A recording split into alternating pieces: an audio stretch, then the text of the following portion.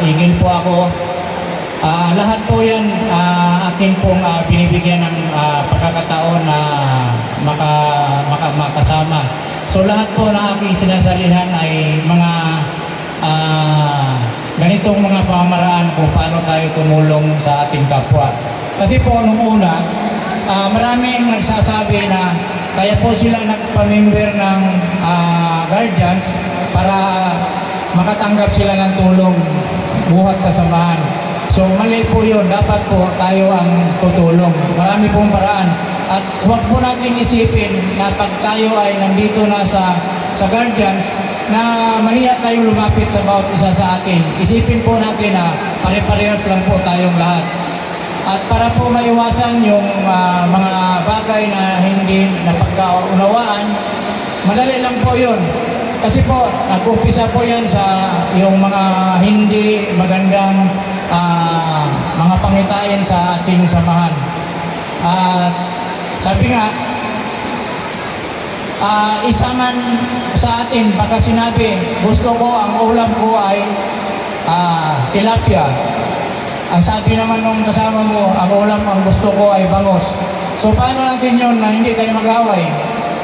So, bibili tayo ng kalahating kilong tilapia, kalahating kilong bangos at kainin natin. So, ganun lang po yun. At nawa, hinihiling ko sa ating samahan na atin pong iayos po yung respeto sa bawat isa. Kasi po, sa totoo lang, nung nag-usap kami ni Prime, after nung namatay si Prime Diablo, una nga pala si Prime Diablo, nung namatay yun, nasa akin yun. Nag-apply sa akin kasi nung driver yun at pinadala ko sa Cebu time nung pandemic. Kaya nalungkot po ako na nangyari. At hindi ko, ngayon ko lang din po nalalaman na mga bandang January na marami pala tayong mga kapatiran ngayon na nasa Cebu. So, ang cellphone ko kasi na nandoon yung mga number nila ay nawala. Yun pala, nagbuo po rin siya ng mga chapter doon sa Cebu nung nandoon siya. So, nanggaling siya ng Bacolod, nagpunta ng Iloilo, Cebu. So, doon po siya inabot. At nung time na yun, nung siya ay na-COVID yun doon sa Cebu. Kaya nung naiayos naman natin na may balik dito sa Bulacan at nailibing po ng maayos. Kaya po nung nag-usap kami ni Prime Delta, sabi ko, pakikalkal po yung ating yung mga requirements natin, unang-una yung sa SEC. Kaya po, yun po yung unang ginagawa natin ng paraan para po maayos natin yung ating SEC registration. So sa tulong po ng ating treasurer na masipag, naayos na po lahat yan. So ang sabi ko, para po tayo ay hindi na mag-isip kung ano pa man sa ating samahan, lahat po ang gusto ko na maayos at makita. Gumawa na kami ng natin dito, bulletin, hindi lang natatapos yung organizational structure.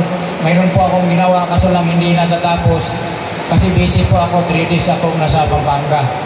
So siguro kasi umuulan, hindi rin tayo makauwi, itutuloy natin yung programa kasi marami pa po yung magsasalita.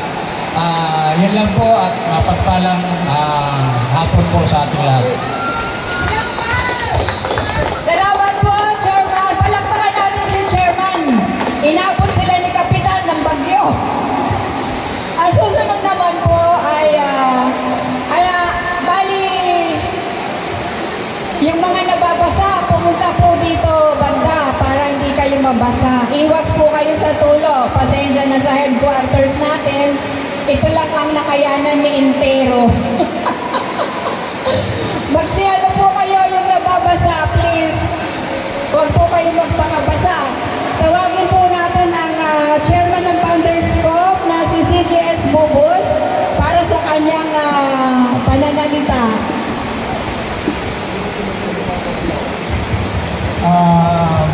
Good morning, guardians. Nandito ba kayo? Ayan. will shine. Tuloy tayo. So, isang mapagpalang umaga po, no, sa ating lahat. Binabati ko kayo sa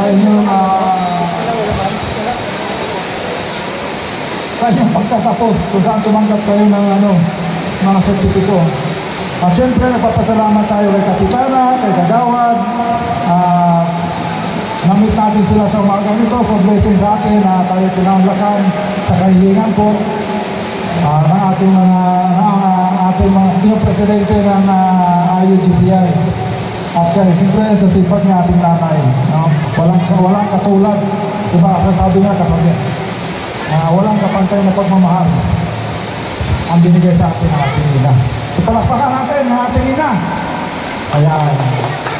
At siyempre, ang ina rin natin barangay, si Kapitana, ayan po, palakpakan po natin. At siyempre si Kagawad.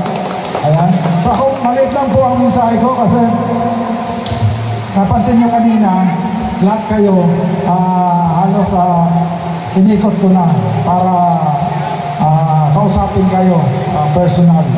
So siguro, sasabihin ko lang sa inyo, continuous lang po kung ano po yung ating mga ginagawa sa bawat chapters.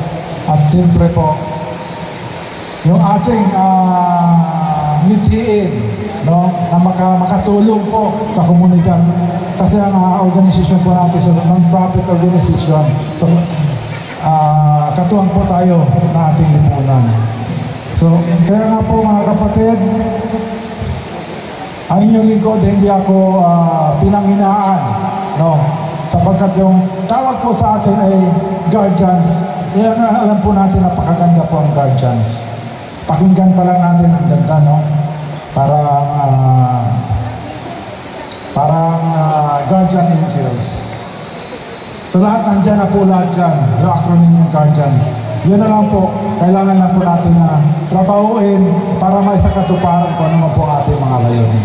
So yun lamang po, maraming salamat at magandang umaga sa ating lahat. Palakpak naman, kayo naman, ang hirap kaya magsalita.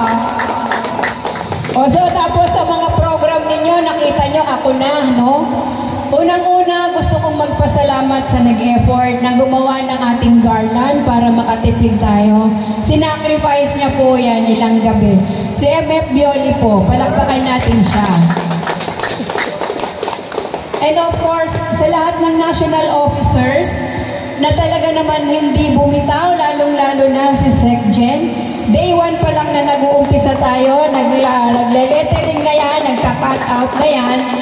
So dito na yan tumitira sa headquarters para lang matupad ito kasi pare-parehas nating pangarap ito na September 1, magi-start na kayong mag-assume ng office ninyo.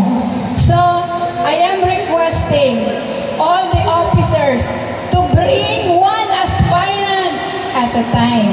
So, yun yung ano ninyo tasking. Bawat isa na nanumpa ngayon ay isang aspirant. Klaro? Pwede? At syempre, ang mga masipag na mga chapters, lalo na ang nagkaisang nayon, nandyan sila lagi, at lalo naman ang Dragon Alpha, lagi yan. At sana sa ibang chapter, maging active na po tayo para pag nag-conduct tayo ng medical mission, may makatuwang po ako kasi sa medical mission po na pinuntahan ko, kailangan po talaga natin makabuo ng grupo kasi mag-a-assist po tayo ng pasyente. Kaya sana magtuloy-tuloy po tayo at wala na po sanang maging problema. At kahit malayo, ang taga-Gumaka, saludo naman ako sa inyo, sa iyo, Director Aquarius. Palakpakan nyo naman siya, madaling araw pa, bumibiyahe na siya para ma-represent niya ang Calabarzon 4A. So, saludo ako sa iyo, Map Aquarius, GMF. Maraming salamat sa suporta. Lalo na yung galing sa Naik Cavite, yung ating isa pang vlogger, ka-team ng JJ team. Meron silang team. At syempre, ang one and only secretary natin sa national na super effort. Lahat-lahat po kayo, nagpapasalamat ako. Actually, gusto kong umiyak dahil naging successful ang ating oath-taking. Lahat ng kinakailangan na ibigay. Maraming pagkain, may mga fruit, ay may dala pang gulay si Chairman. Hinakot na ni Chairman lahat ng gulay para makita niya busog tayong lahat. So, since kung meron pa ba kayong suggestion, any comment sa nangyaring event na to? Any comment?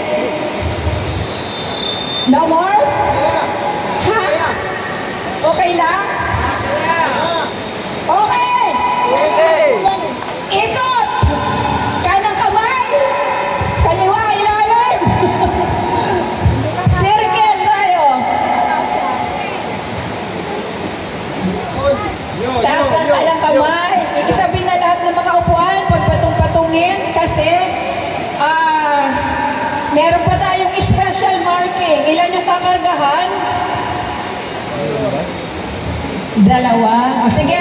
Okay. Mga kapatid, let us form a circle. Taas ang kanang kamay, ang kaliwa sa ilalim. Bilog-bilog ulit.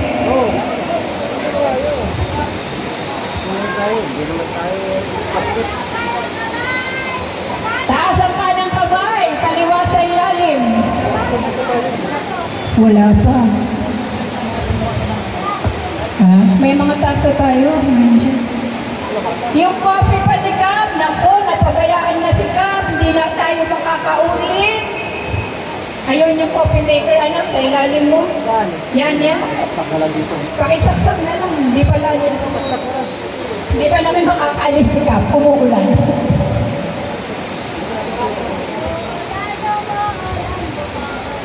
Ang hirap naman ang buhay natin. Headquarters natin, tumoy tulo. May tulo talaga siya kasi. Muulan, po, totoo naman.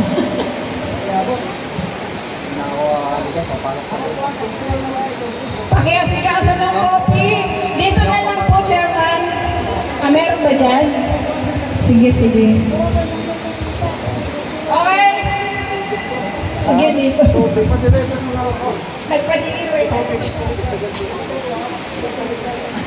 Nandun tubig sa labas.